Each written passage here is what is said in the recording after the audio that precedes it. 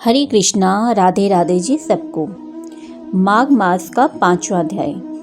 जैसे आपने पहले श्रवण किया होगा कि चौथे अध्याय में श्री वशिष्ठ जी ने राजन को ज्ञान दिया कि माघ मास में स्नान करने से जन्म जन्मांतर के किए गए पाप सभी नष्ट हो जाते हैं और व्यक्ति को आध्यात्मिक ज्ञान की प्राप्ति होती है और उसे पापों से मुक्ति मिलती है।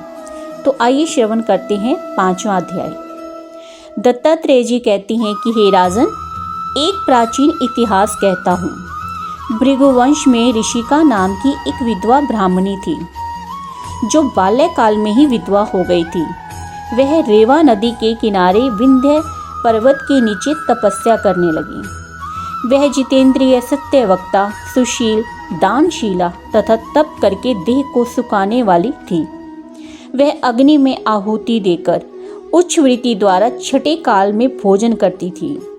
वह वल्कल धारण करती और संतोष में अपना जीवन व्यतीत करती थी। उसने रेवा और कपिल नदी के संगम में 60 वर्ष तक माघ स्नान किया और फिर वहां पर मृत्यु को प्राप्त हो गई। माघ स्नान के फल से वह दिव्य 4000 वर्ष तक विष्णु लोक में वास करके सुंद और उपसुंद दैत्यों का नाश करने के लिए ब्रह्मा द्वारा तिलोत्तमा नाम की अप्सरा ब्रह्मलोक में उत्पन्न हुई। वह अत्यंत रूपवती, गान विद्या में अति प्रवीण और मुकुट कुंडल से शोभयमान थी। उसका रूप, यौवन और सौंदर्य देखकर ब्रह्मा भी चकित हो गई। वह कुमारी तिलोत्तमा रेवा नदी के पवित्र जल में स्नान करके वन में बैठी थी।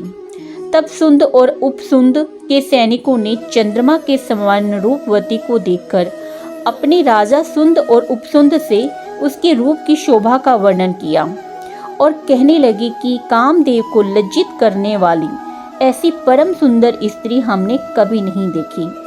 आप भी चलकर देखें। तब वे दोनों मदिरा के पात्र रखकर वहां पर आए जहां पर वह सुंदरी बैठी हुई थी और मदिरा के पाने से विहल होकर काम पीड़ा से पीड़ित हुए और दोनों ही आपस में उस स्त्री रत्न को प्राप्त करने के लिए विवादग्रस्त हुए और फिर आपस में युद्ध करते हुए वहीं समाप्त हो गई। तब उन दोनों को मरा हुआ देखकर उनके सैनिकों ने बड़ा कोलाहल मचाया और तब तिलोत्तमा काल रात्रि के समान उनको पर्वत से गिराती हुई 10 दिशाओं को प्रकाशमान करती हुई आकाश में चली गई और देव कार्य सिद्ध करके ब्रह्मा के समान आई। तो ब्रह्मा जी ने प्रसन्नता से कहा, वह ब्राह्मणी अब भी सूर्य के रथ पर माघ मास में स्नान के उत्तम भोगों को भोग रही है। इसलिए श्रद्धावान पुरुषों को उत्तम गति पाने के लिए यत्न के साथ माघ मास में स्नान विधि पूर्वक करना चाहिए। जो व्यक्ति माघ मास में स्नान करता है और उपरोक्त रीति से उद्यापन करता है, उसके कुल से 7 जन्मों के किए गए संपूर्ण पाप नष्ट हो जाते हैं। उस मनुष्य को सुख, संपत्ति एवं सौभाग्य की प्राप्ति होती है तथा सकल मनोरथ सिद्ध हो जाते हैं। इसी के साथ यह 5वां अध्याय समाप्त होता है। हरि बोल, हरि बोल, हरि बोल।